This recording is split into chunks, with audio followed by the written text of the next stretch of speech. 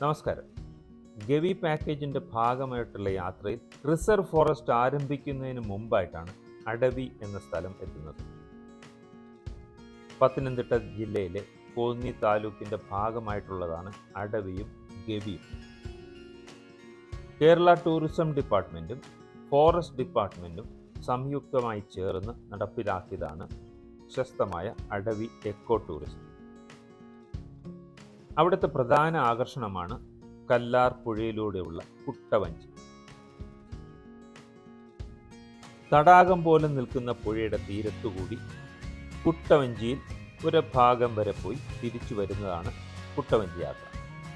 ഏകദേശം അരമണിക്കൂർ സമയമാണ് യാത്രയുടെ ദൈർഘ്യം.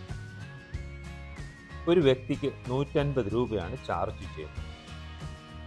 ഒരു കുട്ടയിൽ 4 പേരും ഒരു തുഴക്കാരനും ഉണ്ടാകും. എല്ലാവരും നിർബന്ധമായും ലൈഫ് ജാക്കറ്റ് ധരിച്ചുകൊണ്ട് തന്നെയാണ് കുട്ടവഞ്ചിയിൽ പോകുന്നത്. അതിമനോഹരമായൊരു കുട്ടവഞ്ചി യാത്ര തന്നെയാണ്.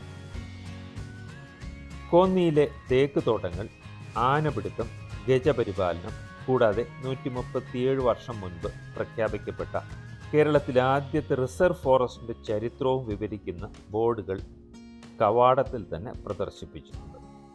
ഇതുപോലെയുള്ള എത്രയോ മനോഹരമായ സ്ഥലങ്ങളാണ് കേരളത്തിൽ തന്നെ ഉള്ളത്.